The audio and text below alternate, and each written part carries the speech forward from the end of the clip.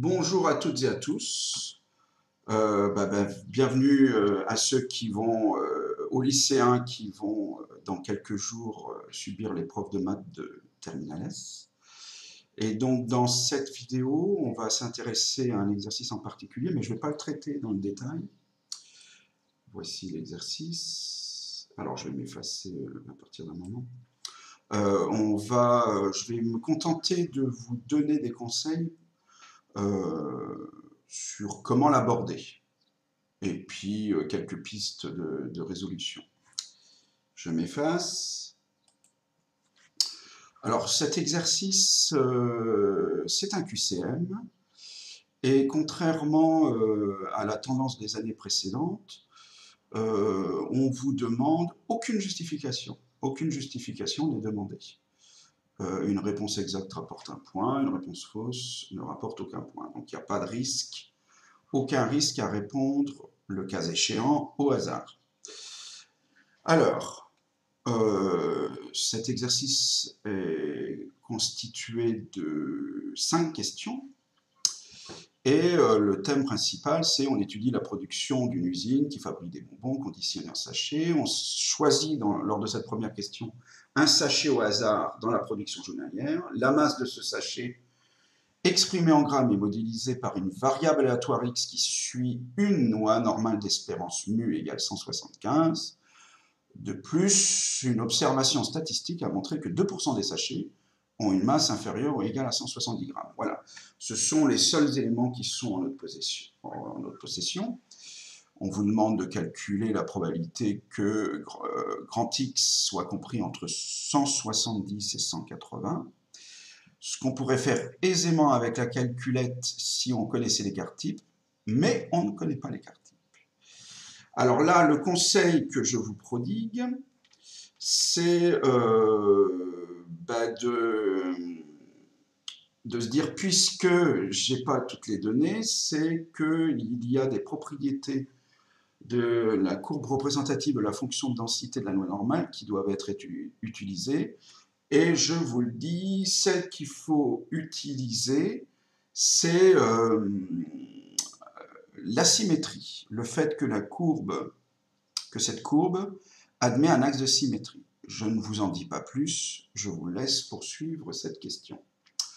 Ensuite, les différents bonbons présents dans les sachets sont tous enrobés d'une couche de cire comestible. Ce procédé, qui déforme certains bonbons, est effectué par deux machines A et B. Lorsqu'il est produit par la machine 1, la probabilité qu'un bonbon prélevé aléatoirement soit déformé est égale à 0,05. Alors, là, ce qui est important, c'est ce qui va se passer dans la question. Sur un échantillon aléatoire de 50 bonbons issus de la machine 1, quelle est la probabilité, arrondie au centième, qu'au moins 2 bonbons soient déformés? Alors là, il faut avoir le bon réflexe. On est dans le cadre d'une loi binomiale, puisqu'on répète de façon indépendante 50 fois, là, en l'occurrence ici, la même épreuve de Bernoulli. Le succès, alors vous choisissez, le succès c'est déformé ou pas déformé, mais il s'agit bien d'épreuve de Bernoulli. Lorsque je choisis seulement un bonbon, c'est il est déformé ou il n'est pas déformé. Voilà, je vous laisse poursuivre cet exercice, sachant que le au moins 2, normalement, vous avez pris l'habitude de le gérer. Question 3. La machine A produit un tiers des bonbons de l'usine. Le reste de la production est assuré par la machine B. Lorsqu'il est produit par la machine B, la probabilité qu'un bonbon prélevé aléatoirement soit déformé est égale à 0,02. Dans un test de contrôle, on prélève au hasard un bonbon dans l'ensemble de la production. Celui-ci est déformé. Donc là, alors la question d'abord, quelle est la probabilité arrondie au centième qu'il soit produit par la machine B? Bon, là, vous devriez avoir le réflexe de penser à un arc pondéré, parce que dans un premier temps, on s'intéresse à la machine qui produit le bonbon, donc soit la machine 1, c'est la machine B. La probabilité que ce soit la machine 1, c'est 1 sur 3, donc la probabilité que ce soit la machine B, c'est 2 tiers. Et puis ensuite, je m'intéresse à savoir si le bonbon est déformé ou pas. Voilà, donc on voit bien les deux niveaux de branche. Quelle est la probabilité en radion centième qu'il soit produit par la machine B? Alors, dans un test de contrôle, on prélève au hasard un bonbon dans l'ensemble de la production. Celui-ci est déformé. Je rajoute une petite aide. Celui-ci est déformé, c'est-à-dire que je sais qu'il est déformé. Il s'agit donc d'une probabilité conditionnelle. Je vous laisse poursuivre. La durée de vie de fonctionnement exprimée en jours d'une machine servant à l'enrobage est modélisée par une variable aléatoire y qui suit la loi exponentielle dont l'espérance est égale à 500 jours. Quelle est la probabilité, arrondi alors, au centième, que la durée de fonctionnement de la machine soit inférieure ou égale à 300 jours? Alors, là, on est dans le cadre d'une loi exponentielle, dont on ne vous donne pas le paramètre lambda, mais l'espérance.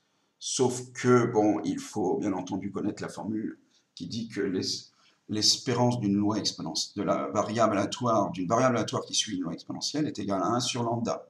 Lambda étant le paramètre de la loi exponentielle. Ce qui va vous permettre de déterminer lambda. Et puis là, vous avez à déterminer P de y, quand y pardon, soit inférieur ou égal à 300. Et donc, l'idée, c'est quand même de connaître par cœur la formule P de grand y inférieur ou égal à t est égal à 1 moins exponentielle de moins lambda t. Et là, il suffit de, puisqu'on connaît lambda, on connaît t, c'est 300 jours, puisque la durée de vie est exprimée en jours, donc c'est 300. Et voilà, c'est une simple application numérique. Dernière question. L'entreprise souhaite estimer la proportion de personnes de plus de 20 ans parmi ses clients au niveau de confiance de 95%, avec un intervalle d'amplitude inférieur à 0,05.